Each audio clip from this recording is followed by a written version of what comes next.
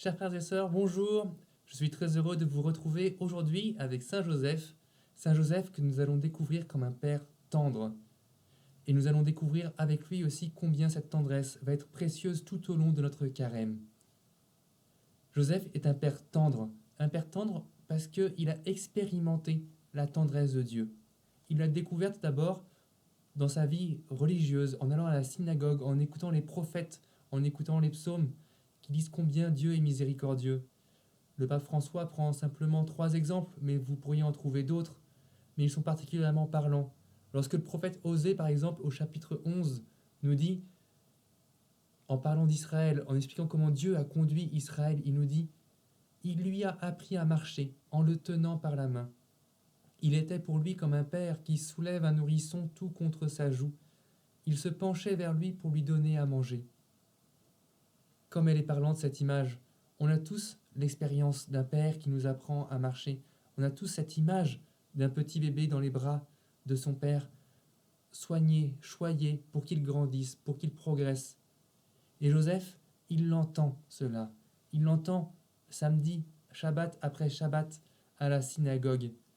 Et il s'en imprègne, petit à petit.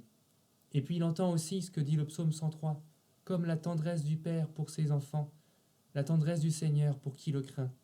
Ou encore, élargissant encore cette tendresse, le psaume 145 qui dit « Sa tendresse est pour toutes ses œuvres ». Et petit à petit, à force de l'entendre, à force de se le faire répéter, Joseph intègre, Joseph digère, pourrait-on dire, cette tendresse, cette image de Dieu comme un Dieu tendre, qui veut faire grandir, qui veut faire progresser en soutenant, en portant dans la tendresse. Et c'est ainsi que, pour Jésus, Joseph va être modèle de tendresse, parce qu'il se sera laissé façonner, travailler par la parole de Dieu, façonner, travailler par la tendresse de Dieu. Et ce n'est pas anodin parce que si Jésus peut comprendre aussi bien la Bible, si l'intelligence humaine de Jésus peut entrer aussi profondément dans la Bible, c'est parce que la vie de Marie, la vie de Joseph éclaire chacune des paroles de la Bible. Et réciproquement, elles sont éclairées avec une force incroyable par les paroles de la Bible, ces vies de Marie et Joseph. Dit négativement, il n'y a rien dans le témoignage de Marie et Joseph qui obscurcisse la lumière de la parole de Dieu. Et Jésus peut y entrer profondément grâce à leur témoignage. En regardant la tendresse de Joseph, Jésus comprend ce qu'est la tendresse de Dieu. Elle est belle, la figure de Joseph, pour cela. Quel cadeau Dieu fait à l'humanité, quel cadeau Dieu fait à Jésus d'un tel Père, qui lui permet de rentrer sans écran, sans phare, dans le mystère même de Dieu. Jésus découvre la tendresse de Dieu en regardant Joseph. C'est beau, c'est incroyable. N'ayons pas peur nous-mêmes de scruter cette tendresse de Joseph pour comprendre à notre tour quelle est la tendresse du Père, quelle est la tendresse de Dieu. Mais le pape François insiste sur une chose qui est fondamentale et qui nous ouvre, nous, sur notre carême. C'est que pour expérimenter la tendresse, il faut accepter notre faiblesse. Si Jésus expérimente la tendresse de Joseph, c'est parce qu'il est faible, parce qu'il est petit enfant, parce qu'il a besoin qu'on lui donne la béquille, parce qu'il a besoin qu'on le soutienne par les bras pour le faire marcher. Jésus expérimente sa faiblesse, mais expérimentant sa faiblesse, il est capable de sentir toute la tendresse qui est là présente, qui soutient, qui permet d'avancer, malgré ou dans la faiblesse. Et alors, il expérimente cette phrase que saint Paul écrira plus tard, que la marche du salut, notre marche avec Dieu, c'est d'espérer contre toute espérance. Que notre faiblesse, elle n'empêche pas cet avancement du salut.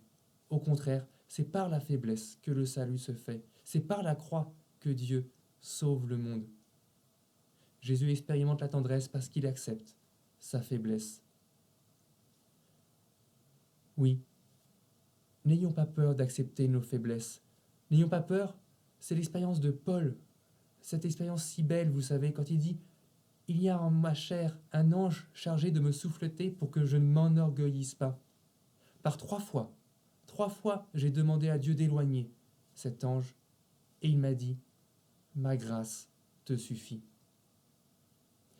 Ma grâce te suffit, c'est ça la tendresse de Dieu. Tu es faible, mais ma grâce te suffit. Tu es faible, mais c'est par là que je sauve le monde. Jésus meurt en croix, il est on ne peut plus faible, et c'est là que la vie jaillit. Nous sommes donc appelés, comme chrétiens, à accueillir nos faiblesses. Et nous avons donc un immense besoin de tendresse, parce que notre faiblesse, elle ne s'accueille que dans la tendresse. Accueillons, soyons tendres avec nous-mêmes, accueillons nos faiblesses dans la tendresse. Car alors, c'est le moyen pour nous aussi d'accueillir la faiblesse des autres dans la tendresse. Celui qui sait se faire tendre avec lui-même sait se faire tendre avec les autres. Un lieu fondamental pour accueillir cette tendresse, pour se faire tendre avec nous-mêmes, c'est la confession. La confession, on la présente souvent, à raison, comme le lieu où on fait la vérité avec soi-même. Mais le pape François, dans sa lettre, dit « Oui, c'est vrai, on fait la vérité dans la confession, mais c'est une vérité qui se fait dans la tendresse. Dans la confession, on expérimente deux choses, la vérité et la tendresse. On dépose nos péchés, qui sont bien plus que nos limites, nos péchés. On les dépose dans la tendresse de Dieu. Et on fait l'expérience alors de cette vérité, de cette tendresse et de la construction que les deux mises ensemble produisent en nous.